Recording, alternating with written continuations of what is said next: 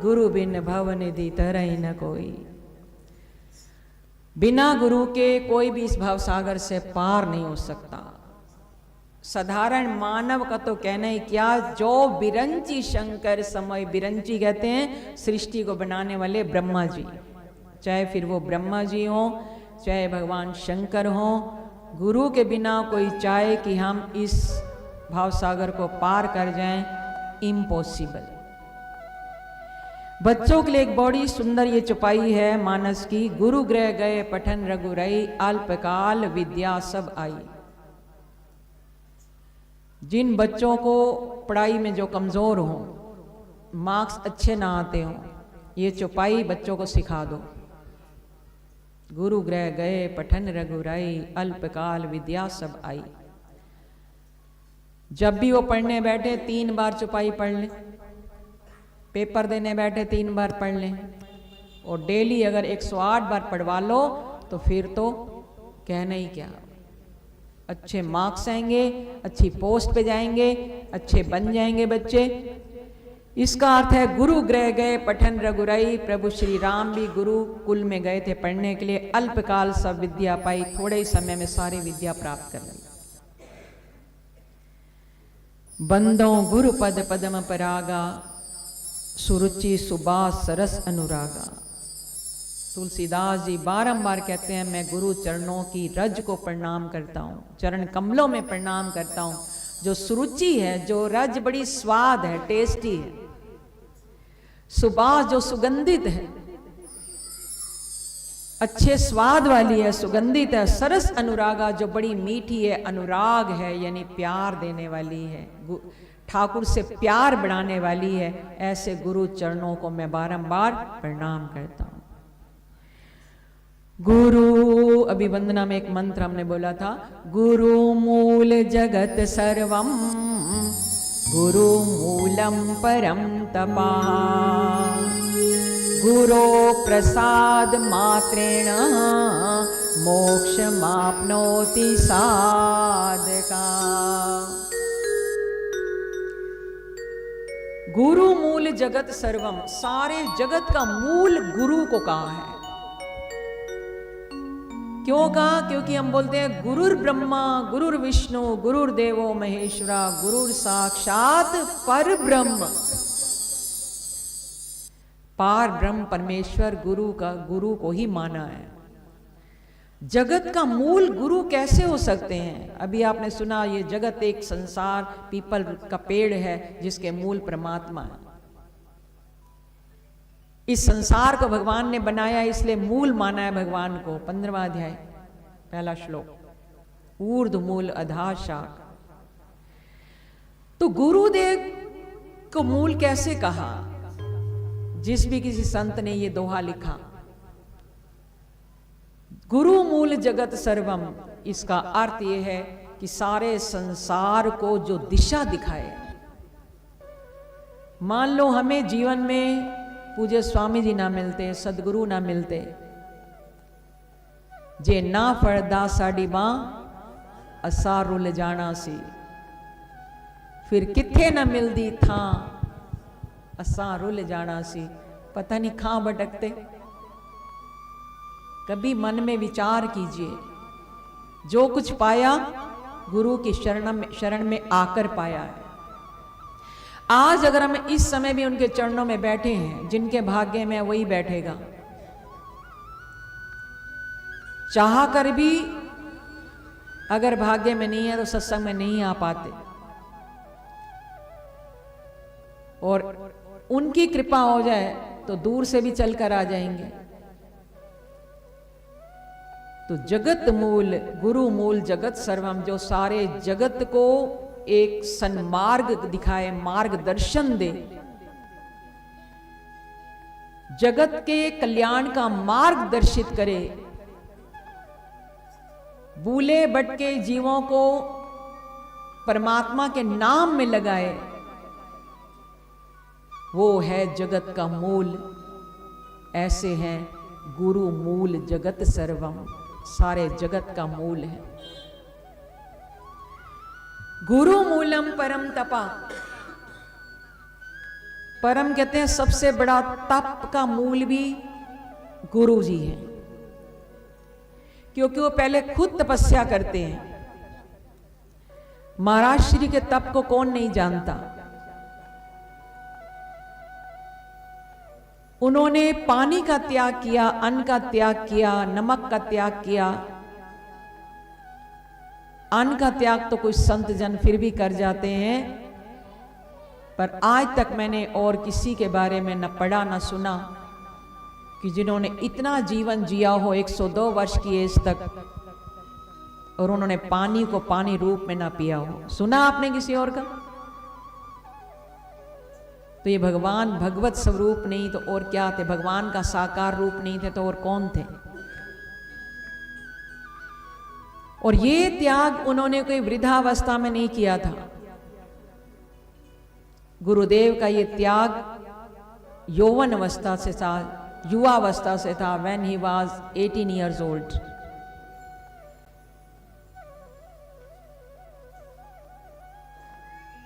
अठारह वर्ष की अवस्था के जब थे गुरुदेव भगवान, तब से उन्होंने अन्न जल का त्याग कर दिया था। कुछ लोग सोच रहे होंगे जो ऑनलाइन सुनेंगे, जो नहीं जानते उनके बारे में, अन्न जल का त्याग करने वाले 102 वर्ष तक कैसे जीवित रहे। 3 सेंचुरी देख के गए हैं गुरुदेव भगवान, 19वीं, 20वीं और 21वीं।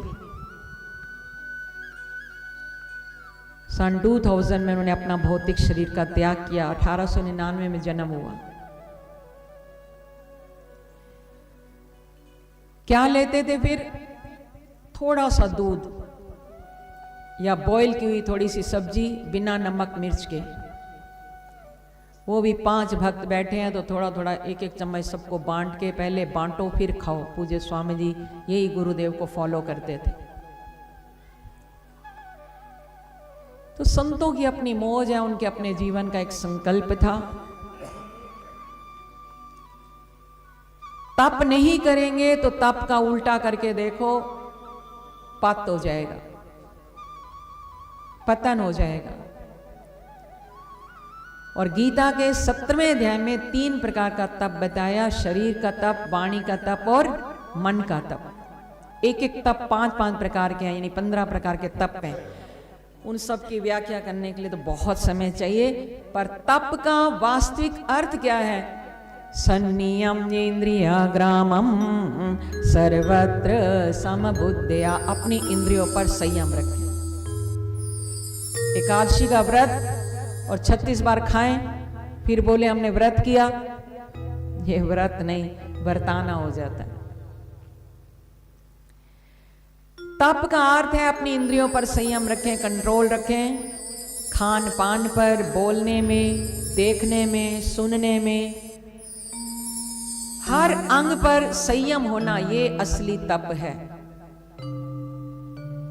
बाहरी तप तो करें, आंतरिक तप भी करें। मन से भी किसी का बुरा ना सोचें, ना देखें, ना करें, वो है असली तप।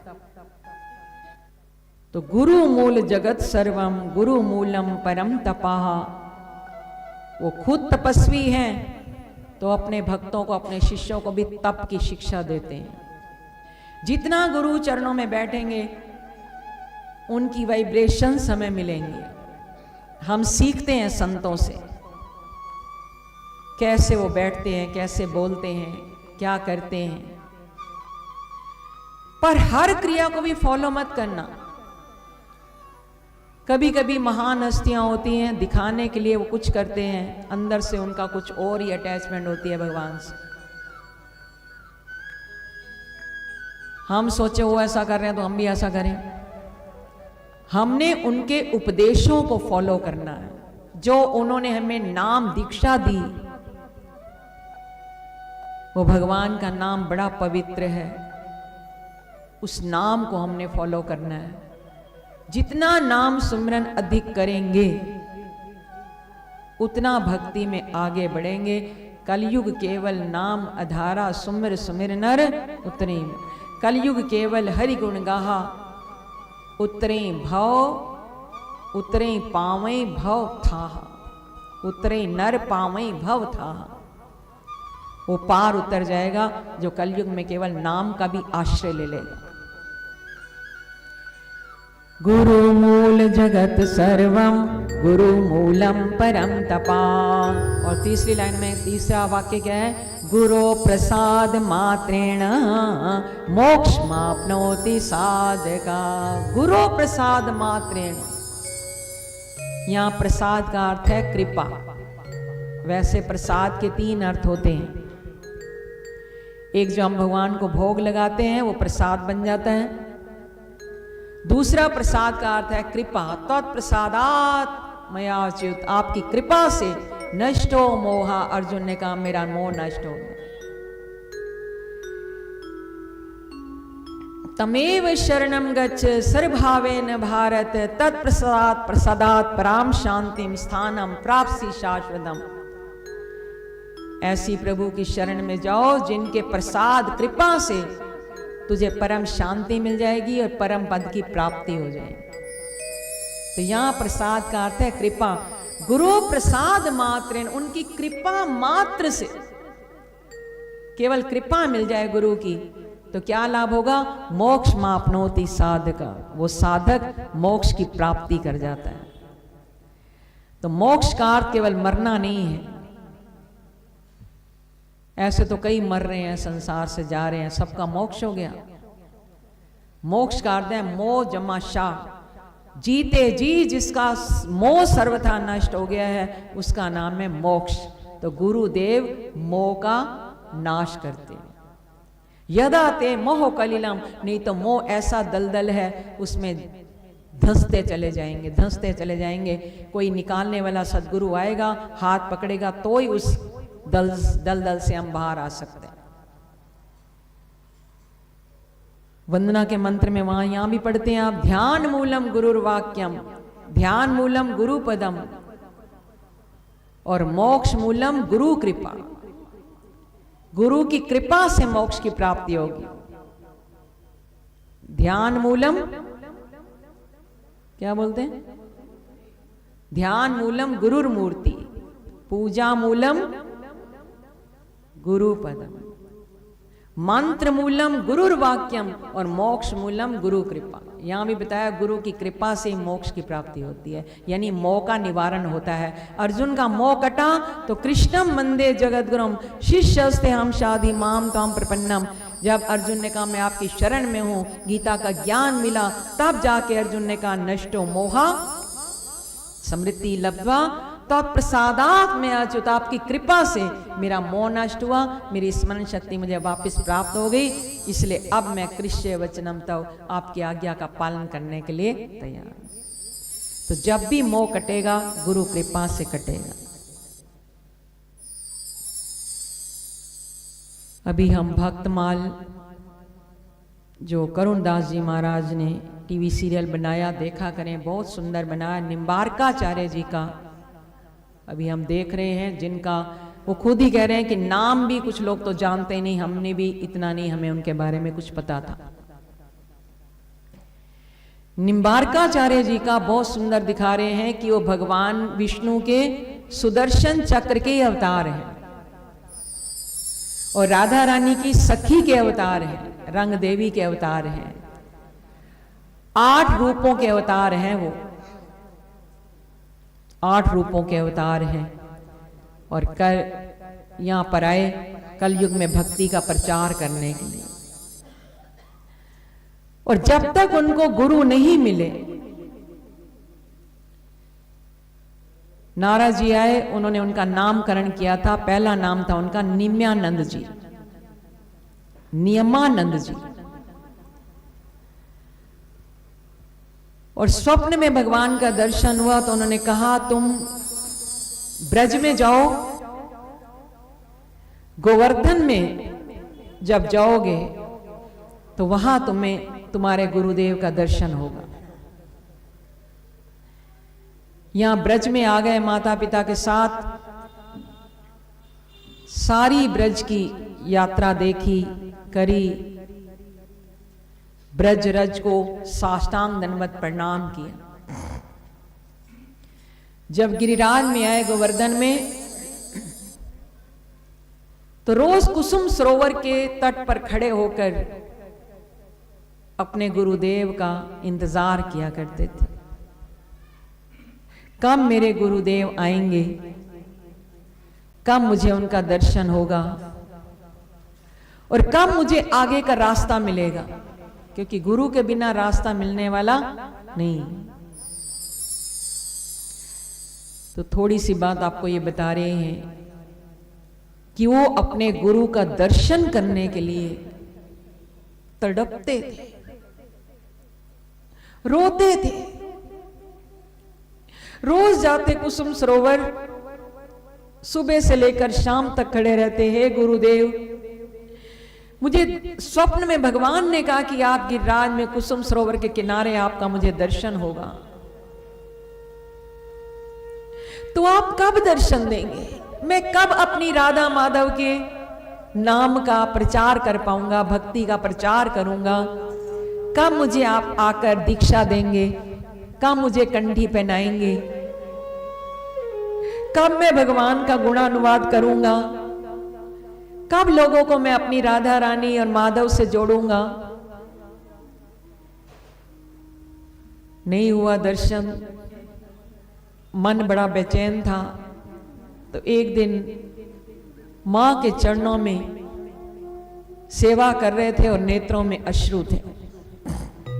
उनके माता पिता भी बड़े भगवान के भक्त थे, तभी तो उनके घर पर नेमानंद जी आए। तो मां ने पूछा, है बेटा तुम उदास क्यों हो? बोले, हे मां, मुझे गुरु का दर्शन नहीं हो रहा। मुझे स्वयं भगवान ने कहा था कि यहां आकर तुम्हें तुम्हारे गुरु मिलेंगे। तब माता पिता ने कहा, ऐसे थोड़ी ना होता है गुरु का दर्शन। तो कृपा करके मुझे बताइए मां, मुझे क्या करना होगा? अगर सदगुरु पाने आए तो वो भी पहले भजन में लगना पड़ेगा। यूं तो तुम बचपन से प्रभु के नाम का प्रचार कर रहे हो, गुणानुवाद कर रहे हो। अगर गुरु का दर्शन नहीं हो रहा तो भगवान का ध्यान करो। बिनु हरि कृपा मिले नहीं संतान। किशोरी जी का ध्यान करो, माधव का ध्यान करो, उनसे प्रेयर करो, प्रार्थना करो कि हे प्रभु मुझे मेरे गुरुदेव से मिलवा दो, मुझे मेरे गुरुदेव का दर्शन करा दो प्रभु। नेमानंद जी को रास्ता मिल गया। सच मानो भगवान के चरणों में ध्यान लगाकर बैठ गए। केवल एक ही आस थी कि मुझे गुरु का दर्शन हो। इतनी बड़ी बड़ी महान हस्तियां भी देखो, स्वयं भगवान भी धरती पर आए। तो गुरु बिन भवनिधि तरई न कोई, चाहे बिरंजी शंकर सम होई। भगवान शंकर ने भी गुरु बनाया। ऐसे नहीं राम राम राम राम जपते हैं। तो एक साधारण मानव गुरु के बिना कैसे भाव पार हो सकता है? भगवान के चरणों में ध्यान लगाकर बैठ गए, केवल एक आस लेकर कि कब मुझे गुरु का दर्शन होगा। हे प्रभु अब तो कृपा करो, अब तो दया दृष्टि करो प्रभु। मुझसे कोई अपराध हो गया तो क्षमा कीजिए, पर जल्दी से मुझे मेरे गुरुदेव से मिलवाइए प्रभु, मुझे मेरे गुरुदेव से मिलवाइए। बस जैसे सच्चे मन से प्रार्थना की तो सच मानो देव ऋषि नारद वीणा बजाते वहां पर उनके सामने प्रकट हो जाते हैं।